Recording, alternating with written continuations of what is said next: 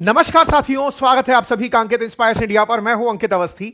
जैसा कि आप सभी जानते हैं कि डोनाल्ड ट्रंप पिछले समय में जब से वेनेजुएला के साथ में खेला किए हैं, उसके बाद से उनका एक माहौल बन गया था। माहौल बना था कि ईरान की तो अब सत्ता बदल ही जाएगी, माहौल बना था कि ग्रीनलैंड को तो कब्जा कर ही लेंगे। लेकिन जिस तरह से वर्ल्ड ने रिएक्ट किया, उससे ट्रंप को वापस पीछे की तरफ हटना पड़ा, उनको यू टर्न लेना पड़ा। और उसका नतीजा मतलब आप सोचिए कि साल को शुरू हुए महज अभी 23 दिन निकले हैं और इस पूरे साल के अंदर बहुत सी ऐसी जियोपॉलिटिकल घटनाएं हो गई जिससे ट्रंप को वापस से सोचने पर विवश होना पड़ा कि मुझे जो अब तक सोच रहा था वो गलत है और मुझे वापस जाना पड़ेगा। मैं आपको ऐसा क्यों कह रहा हूं? ट्रंप ने गाजा नामक जगह के लिए, आपको याद होगा कि इजराइल ने गाजा के साथ में लगभग यह हाल बना दिया था कि अमेरिका ही अब यहां पर हमास को डिसआर्म कर सकता है और इजराइल और अमेरिका मिलकर के गाजा को नीट एंड क्लीन करके रिहेबिलिटेट करेंगे। लेकिन ट्रंप का एक बोर्ड ऑफ पीस प्लान आया था जिसके बारे में मैंने आपको डिटेल में जानकारी दी थी और बताया था कि इनका ये जो बोर्ड ऑफ पीस है, ये असल मायने में यूएन को रेप्लिकेट करने का इनका तरीका है। मतलब इनको ये समझना है कि दुनिया में जब युद्ध मैं ही रुकवा रहा हूं, तो ऐसे में बोर्ड ऑफ पीस बनाकर मैं दुनिया के अंदर युद्ध रुकवाने के नाम पर या दुनिया को किसी भी प्रकार से अगर कहीं भी जरूरत होगी तो इंटरफेरेंस के नाम पर मेरा अपना बोर्ड होगा जिसका नाम बोर्ड ऑफ पीस होगा। ये इस प्रपोजल को लेकर आए गाजा को फिर से बसाने के नाम पर। आपको यहां जानकारी मैंने दी थी। लेकिन इस जानकारी में मैंने आपको यह भी बताया था कि कैसे वर्ल्ड के लीडर्स इस बोर्ड ऑफ पीस को लेकर के रिएक्ट कर रहे हैं। दुनिया के 60 देशों को इनविटेशन दिया गया था कि गाजा को पुनः बसाने के लिए बोर्ड ऑफ पीस बनाया जा रहा है, लेकिन उसका उद्देश्य केवल गाजा तक सीमित नहीं है। यह संदेश निकलकर आ गया था। मैंने आप लोगों को पिछले 2 सेशंस में यही जानकारी दी है कि अमेरिका बोर्ड ऑफ पीस के नाम पर खुद को सबसे ऊपर दिखाने का प्रयास कर रहा है। गाजा उसका मात्र एक हिस्सा है।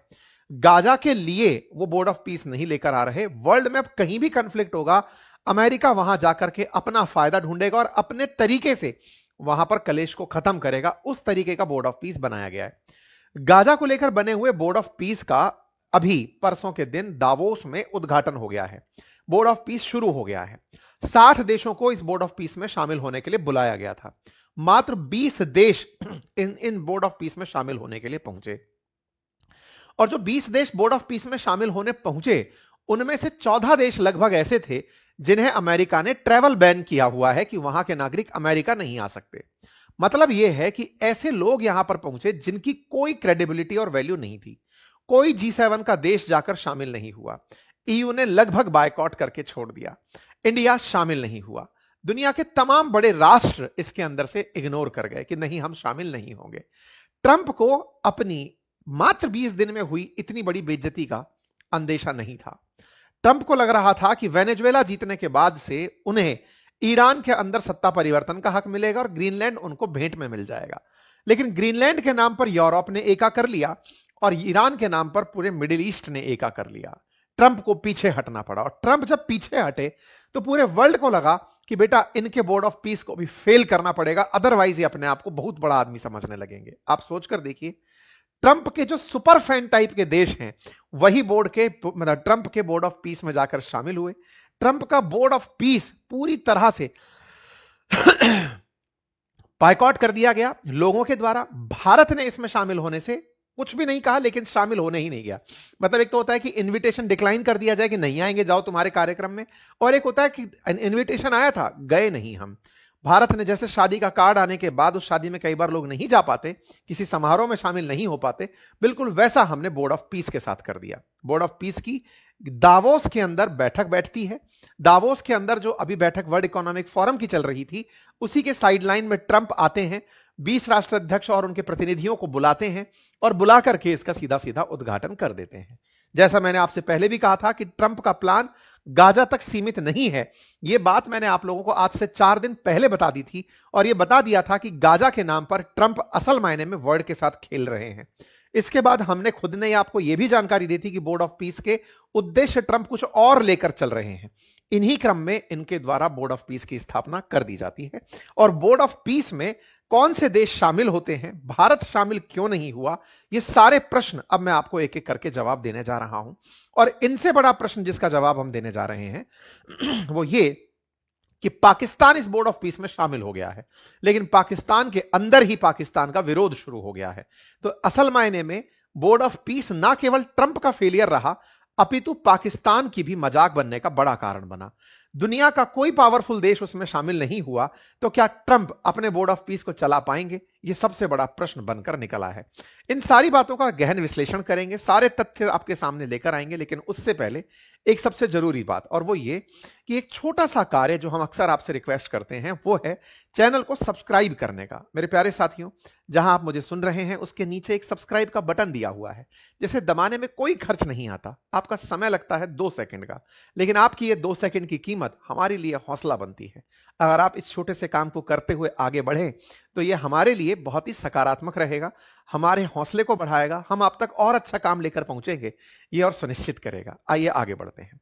जैसा कि आप सभी जानते हैं कि वर्ल्ड इकोनॉमिक फोरम की दावोस के अंदर मीटिंग हुई, और इस मीटिंग में लगभग 400 टॉप पॉलिटिकल लीडर्स पहुंचे, 6 G7 कंट्रीज के मेंबर पहुंचे, 65 यहां पर स्टेट हेड्स और उनके स्टेट गवर्नमेंट के हेड्स पहुंचे, 3000 से ज्यादा यहां पर लीडर्स पहुंचे थे। उनमें से ट्रंप जैसे लीडर प्रमुख थे, मैक्रोन थे, जेलेंस्की थे, सांचेज थे, ये प्रमुख लीडर्स थे जो यहां पर पहुंचे थे। लेकिन सबका ध्यान असल में ट्रंप पर था, क्योंकि ट्रंप ने निकलने से पहले माहौल बना दिया था कि मैं ग्रीनलैंड को लेकर कोई मास्टर प्लान जारी करूंगा। लेकिन उनकी हवा 20 तारीख को ही यूरोपियन यूनियन ने निकाल दी, जब फ्रांस ने और उर्सुला वॉन डेन यानी कि ईयू की कमीशन हेड ने यह बात कही कि कुछ भी हो जाए हम यूरोप का हिस्सा ग्रीनलैंड को, अमेरिका को यूरोप का हिस्सा ग्रीनलैंड नहीं लेने देंगे, हम उसकी संप्रभुता के लिए और उसका डेनमार्क का बना रहने के लिए पूरी मेहनत करेंगे। ट्रंप यहां आते हैं, इनका हाल पहले ही बिगड़ चुका होता है कि अब वो ग्रीनलैंड को लेकर पीछे ही हटेंगे, उनके पास कोई विकल्प नहीं बचा। उन्हें जबरन, ट्रंप का यह मामला भी आपको ध्यान होना चाहिए कि उन्होंने 10% टैरिफ लगाने की 8 देशों के ऊपर कहा था, उन्हें उससे भी पीछे हटना पड़ता है। कहते हैं कि मैं टैरिफ नहीं लगाऊंगा, मैं ग्रीनलैंड पर फोर्स यूज नहीं करूंगा, ग्रीनलैंड का राग नहीं गाऊंगा। कुल मिलाकर ट्रंप ग्रीनलैंड वाले मसले से पीछे हट गए वर्ल्ड इकोनॉमिक फोरम के अंदर जो प्रतिक्रिया निकल कर आई उससे। लेकिन इस प्रतिक्रिया का असर कितना दूरगामी पड़ा, अब वो सोचिए। ट्रंप ने तो पूरा प्लान बनाकर रखा था कि वेनेजुएला की जो धमकी है उससे इतने सारी जगह पर असर पड़ेगा, मैं जो बोलूंगा लोग हां हां करते चले जाएंगे। लेकिन ट्रंप को नहीं पता था कि उनका जो सबसे बड़ा रियल एस्टेट प्रोजेक्ट है बोर्ड ऑफ पीस, वो पिट जाएगा। और हुआ भी साथियों। इन्होंने इस पूरे कार्यक्रम में जब ग्रीनलैंड को धमका रहे थे, ईरान को धमका रहे थे, उस समय पर 60 देशों को इनविटेशन भेजा था कि आओ और बोर्ड ऑफ पीस में शामिल हो जाओ। लेकिन उन 60 देशों में से कुछ चुनिंदा देश जो आपके सामने तस्वीरों में हैं, उनके प्रतिनिधि या उनके विदेश मंत्री, राष्ट्राध्यक्ष या उनके विदेश मंत्री यहां पर प्रेजेंट होते हुए आपको दिखाई दे रहे हैं। कुल 20 राष्ट्र यहां पर पहुंचते हैं, और इन 20 राष्ट्रों में जिस तरह का लीडरशिप था, उनमें कोई ग्लोबल लीडर जिसका रिकॉग्निशन हो या कोई G7 का कंट्री मेंबर, कोई शामिल नहीं था। ट्रंप को इस बात को मन ही मन जान रहे थे कि वर्ल्ड ने उन्हें बायकॉट कर दिया है, लेकिन ट्रंप चूंकि पूरी स्लाइड्स लेकर आए थे, प्रिपरेशन पूरी कर आए थे, उन्हें उम्मीद थी कि कम से कम 35 देश तो इनके इस कार्यक्रम में शामिल होंगे। यह दर्शाता है कि अमेरिका को कितना बुरी तरह से अंतरराष्ट्रीय मंच पर ह्यूमिलिएशन झेलना पड़ा है। अमेरिका के राष्ट्रपति को एक एक करके राष्ट्राध्यक्षों को साथ में बिठाकर अनाउंस करना पड़ा कि देखो बोर्ड ऑफ पीस मैंने बना दिया है, हम आगे चल करके डिस्प्यूट्स को रिजॉल्व करेंगे, हम गाजा को लेकर के काम करेंगे और वर्ल्ड में और चीजों को लेकर के काम करेंगे। ये अपनी तरफ से बात करते हुए निकलते हैं। गाजा के अंदर तो प्रॉब्लम दूर करेंगे ही करेंगे, लेकिन ready to mobilise global resources and force accountability, और आने वाले समय में next critical phases of demilitarisation के साथ साथ आने वाले समय में जितने भी महत्वपूर्ण कार्य होंगे वो सब किए जाएंगे। ऐसा कहकर के इन्होंने अपनी तरफ से बोर्ड ऑफ पीस अनाउंस किया। व्हाइट हाउस ने बकायदा इन्हें प्रेसिडेंट ऑफ पीस के नाम से नवाज ही रखा है, लेकिन प्रेसिडेंट ऑफ पीस आज अपने यूरोपियन साथियों को वहां न देखकर बहुत दुखी रहे होंगे, क्योंकि Canada, France, UK, Italy, Japan और जर्मनी इसके अंदर शामिल नहीं हुए। सबने अपनी अपनी तरफ से ना बोल दिया, कारण बता दिया, या फिर इनविटेशन एक्सेप्ट ही नहीं किया। बोर्ड ऑफ पीस के अंदर जो नेता आए थे, उनमें से कुछ ही चेहरे ऐसे हैं जिन्हें शायद आप जानते हो, जैसा कि ट्रंप का चेहरा, लेकिन उसके अलावा कोई वर्ड रिकॉग्नाइज अगर बात की जाए तो कोई इनमें से बड़ा चेहरा शामिल नहीं था।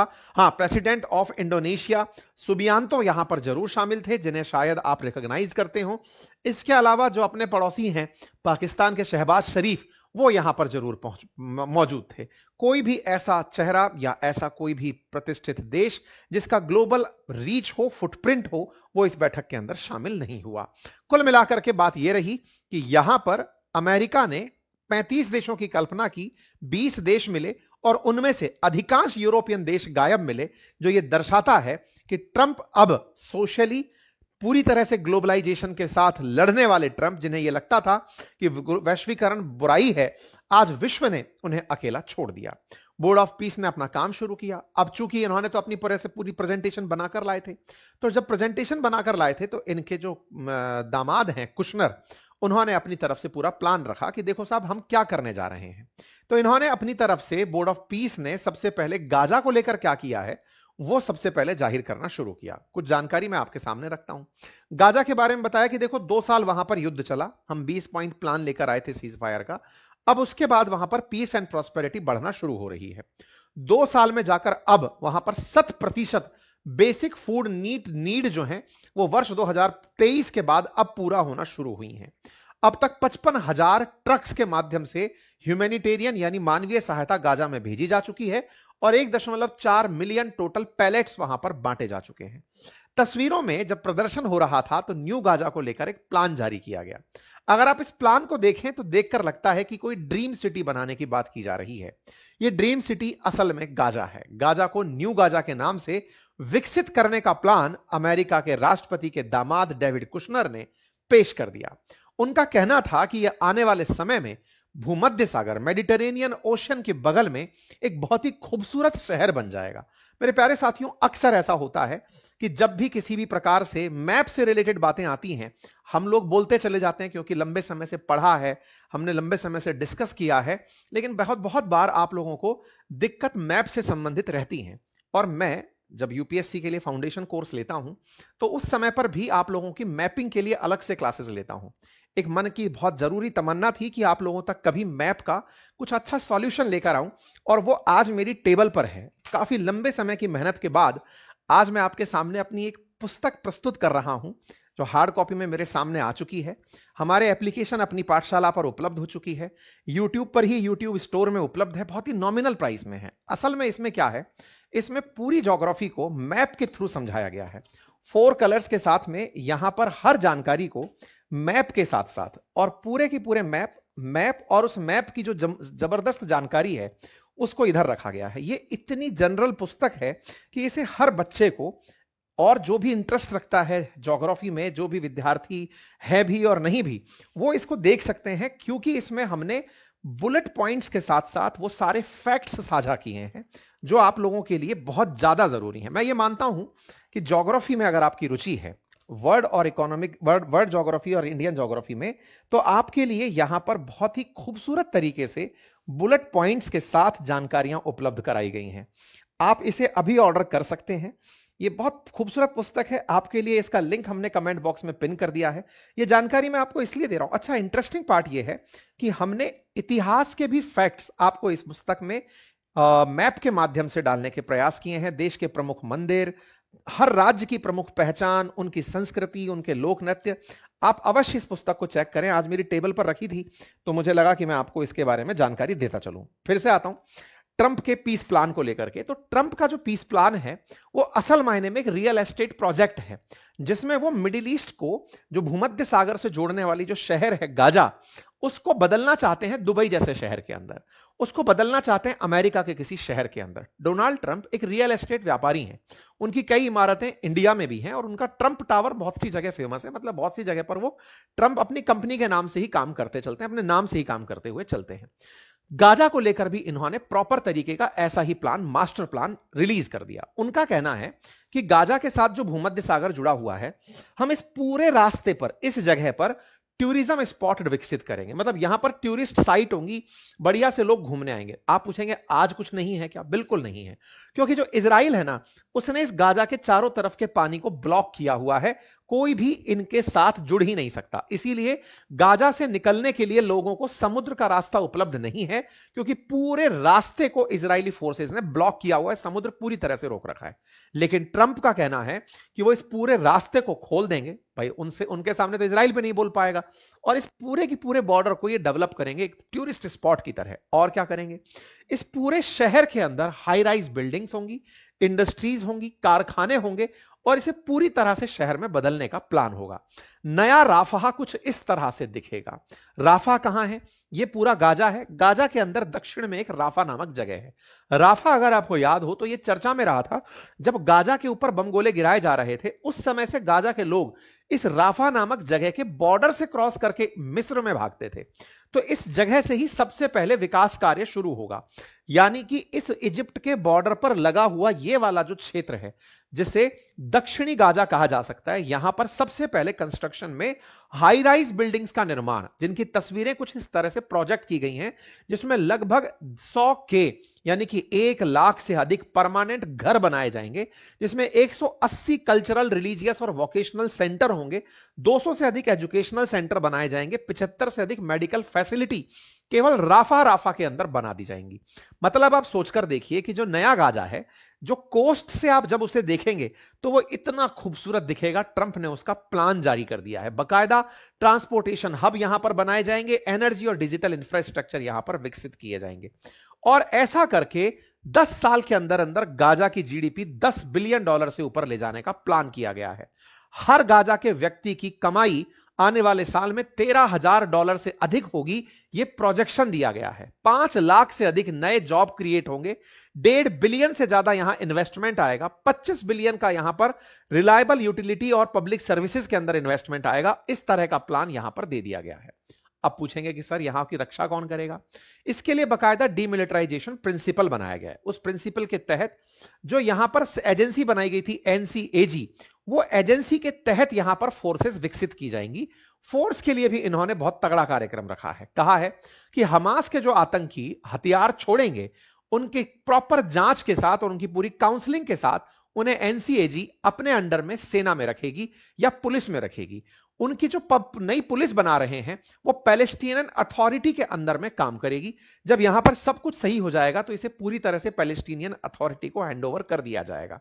हमास के आतंकी अगर हथियार छोड़ते हैं तो उन्हें रिकंसिलिएशन दिया जाएगा, उन्हें सांत्वना के नाम पर हो सकता है घर, रोजगार जैसी सुविधाएं दे दी जाएं, और अगर वो सेना में शामिल होना चाहते हैं तो उन्हें वो भी मौका दे दिया जाएगा। ये सारी वो चीजें हैं जिन्हें इजराइल बिल्कुल पसंद नहीं करता था। अमेरिका ने बिल्कुल पलट करके इसे एक नए शहर की तरह विकसित करने का प्लान दे दिया। विचारणीय तथ्य यह है कि अमेरिका इस गाजा नामक जगह को अपनी पावर से अपने लिए विकास का एक क्षेत्र बनाकर आ गया। ये तमाम प्रकार के प्रदर्शनों में इस तरह का मैप निकलकर आता है। इस मैप में राफा के पास सबसे पहले यहां पर एक सिटी का विकास, और यहां पर एक ट्राई पॉइंट बनाया जाएगा, ट्राइलेटरल पॉइंट, जिसमें इजिप्ट, गाजा और इजराइल, ये तीनों की तीनों लोगों की आवाजाही सुनिश्चित कर सकेंगे। यहीं पर ही एयरपोर्ट प्रस्तावित किया गया है ताकि इजराइल कभी अंदर घुसने के बारे में ना सोचे। सोचिए, जिस इजराइल के साथ अमेरिका ने पूरा गाजा की सफाई करवाई, आज उस गाजा में जब पूरी तरह से उसे लगता है कि अब रिकंस्ट्रक्शन का स्पेस बचा है, सब तरफ मलबा ही मलबा बिखरा पड़ा है, तो इसे हटाओ, नया शहर बनाओ। और उसको बनाने में अमेरिका ने, जैसे कई बार आप फिल्मों में नहीं देखते, अपनी हिंदी फिल्मों में दिखाते हैं कि कई बार अपराधियों के थ्रू बहुत सारे पैसे वाले लोग कई सारी झुग्गी झोंपड़ियों को साफ करवा देते हैं, फिर वहां पर हाई राइज बिल्डिंग बनाते हैं। बिल्कुल वैसे ही अमेरिका ने इजराइल से शायद गाजा की सफाई करवाई, और यहां पर अब वो पूरी तरह से नया शहर बसाने की प्लानिंग कर रहा है। नए शहर में कल्पना देखते ही ऐसा लगता है जैसे किसी आप बहुत ही आधुनिक शहर में आ गए हों। इस प्रकार की इन्होंने स्टेज जारी कर दी। आप में से बहुत सारे साथी इस बारे में सवाल पूछेंगे। ये तो बहुत ही अच्छी बात है, जब इस तरह का स्थिति बन रहा है तो इसमें बुराई क्या है? गाजा का नया अवसर, नया दिन बनेगा, सब कुछ अच्छा होगा, इसमें बुराई क्या है? कोई भी बुराई दूर दूर तक नहीं है। बुराई सिर्फ इतनी सी है कि गाजा के लोगों का है। गाजा गया कहां? अगर आपको इस जगह पर इतना ही मौका दिख रहा है, फिर तो हर देश जो कोस्ट पर है आप आइए, उसको नया बनाइए और चले जाइए। फिर तो आप श्रीलंका के साथ भी ऐसा ही कर लीजिए, फिर तो मालदीव, मॉरिशस, लक्षद्वीप सबके साथ यही कर लीजिए, अंडमान के साथ ये कर लीजिए। अमेरिका अगर यही सब सोच करके काम कर रहा है, तब तो उसके लिए यही थोड़ी दुनिया का हर शहर बसाने के लिए जगह हो जाएगी। यहां सारा की सारा जो खेला खेला गया, जो धोखा हुआ, वो गाजा के मुसलमानों के साथ हुआ, जिसके लिए मुस्लिम देश कभी एक सुर में सुर गाकर कहते थे कि तुम्हारे अधिकारों के लिए हम लड़ेंगे। आज उस गाजा की कंप्लीट सफाई होगी। दूसरी कंपनियां आकर, दूसरे शहर के लोग आकर के, दूसरी दुनिया की ताकतें आकर यहां बस जाएंगी। अरे बसावट से ही तो दिक्कत थी। कभी इजराइल भी तो ऐसे ही फिलिस्तीन के अंदर आया था। आज गाजा पूरी तरह से अमेरिका ले गया और उसमें अपने साथ 20 ऐसे पपेट्स को भी साथ ले आया जिनकी कोई वैल्यू नहीं है। पाकिस्तान जैसा देश जो कभी फिलिस्तीनियों के लिए संघर्ष कर रहा था, आज उसकी मजाक इस बात पर बन रही है कि उसका कोई स्टैंड ही नहीं बचा।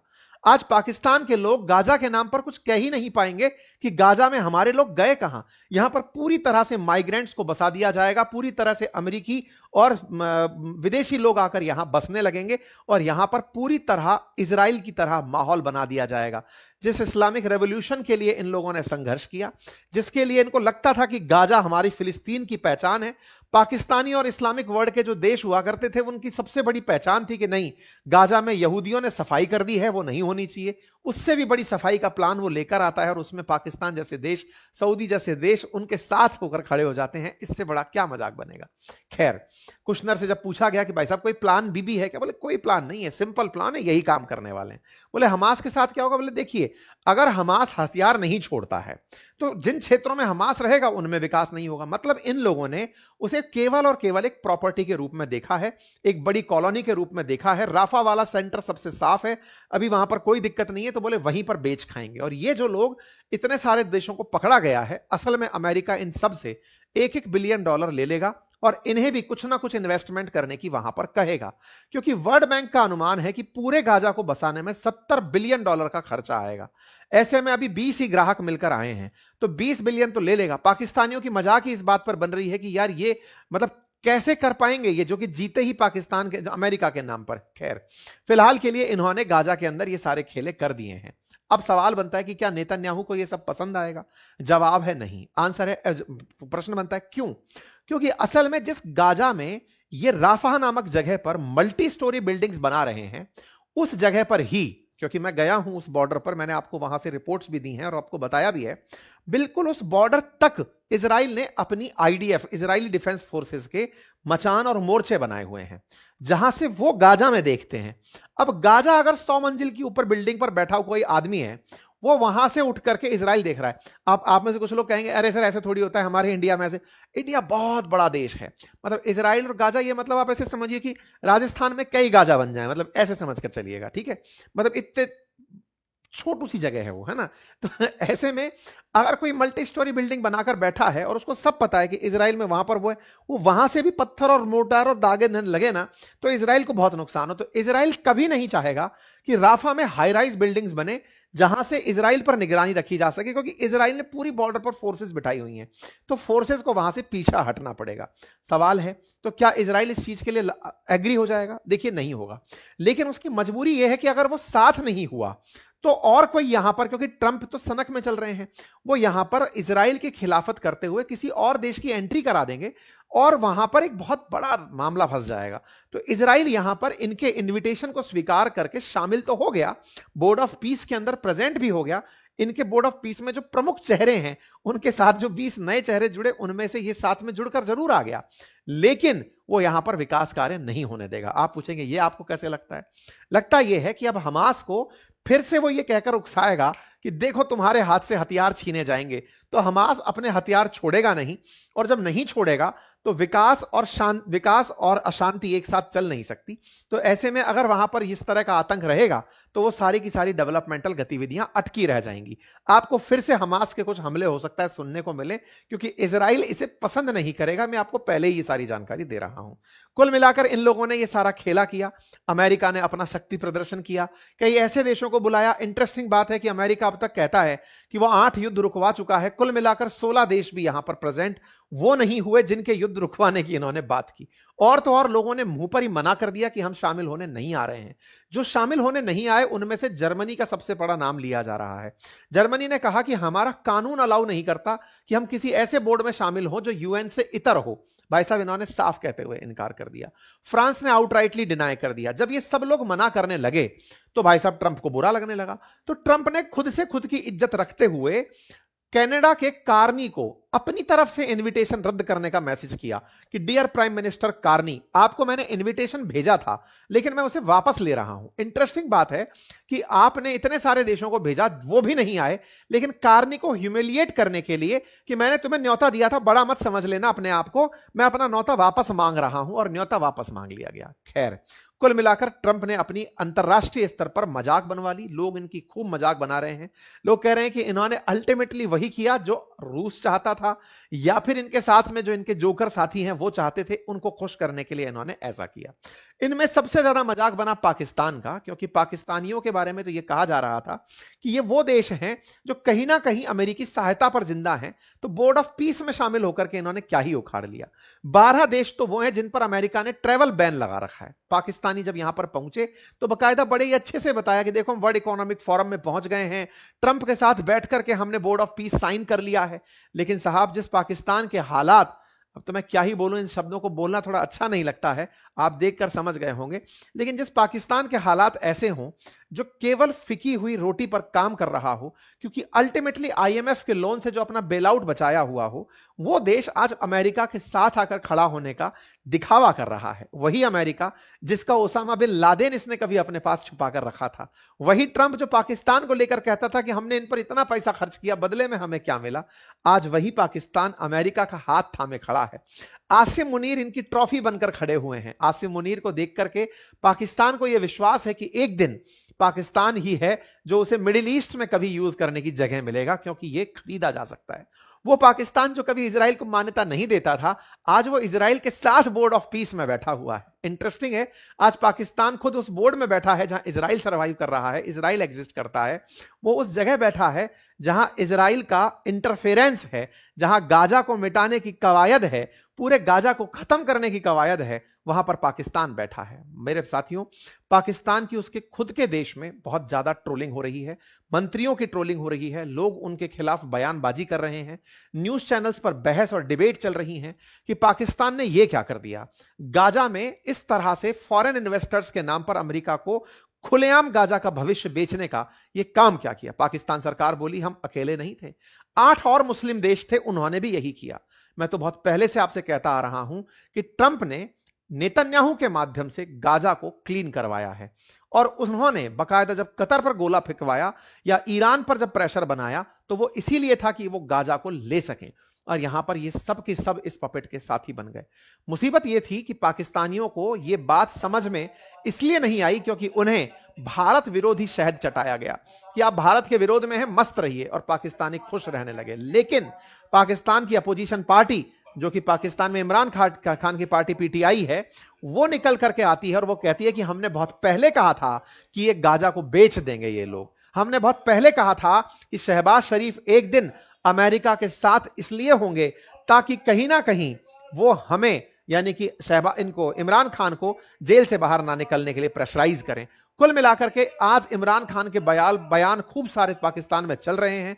जो बात बोल रहे हैं वो यहां पर होती दिख रही है। लोगों को लगता है कि इमरान खान ने 3 साल पहले ही यह बता दिया था कि पाकिस्तान किस तरह से शहबाज शरीफ के नेतृत्व में आगे बढ़ेगा। अब फिलहाल के लिए पाकिस्तान में इमरान की पार्टी डिमांड यह कर रही है कि पीस बोर्ड के अंदर की सदस्यता पाकिस्तान वापस ले और इनकार करे कि वो इसमें शामिल नहीं हो सकता, क्योंकि गाजा को वो नहीं बिकने दे सकता। खैर, जो भी है, पाकिस्तान का पाकिस्तान जाने। पाकिस्तान के काफी सारे मीम बन रहे हैं जिसमें से ट्रंप के साथ बैठे हुए शहबाज शरीफ आसिम मुनीर दिखा रहे हैं कि सर देखिए वहां पर आसिम मुनीर बैठा हुआ है, देख लीजिए वो भी आए हैं, ऐसा कहते हुए तस्वीरें यहां पर निकल करके बाहर आती हैं।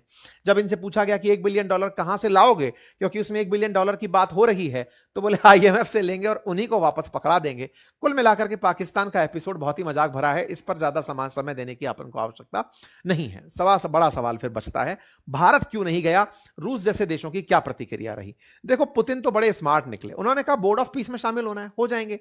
बस पॉइंट यह है कि हम वहां पर जो पैसा लगाना चाहते हैं ना, जो हमारा पैसा अमेरिका ने ब्लॉक करके रखा है ना, एसेट फ्रीज किए हुए हैं ना, उनमें से निकाल लेना।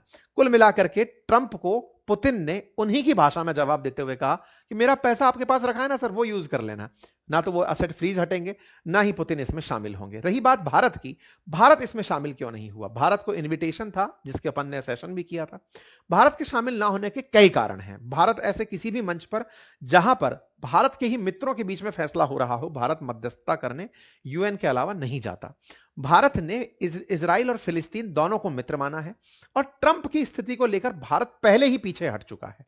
क्योंकि ट्रंप के जो पलटने वाले बयान हैं, उनके बार बार पलटते बयान हैं, दुनिया के देशों में किसी के भी सगा ना रहने की उनकी नीति है, ग्लोबलाइजेशन को आउटराइटली डिनाई करने की उनकी जो पोजीशन है, उससे भारत पूरी तरह से अपने आप को बचा के चल रहा है कि सुनो भाई, तुम्हें जो करना है करो, ना हम मना करेंगे ना हम आएंगे, तुम्हारा इन्विटेशन था, थैंक यू सो मच, बहुत अच्छा रहा।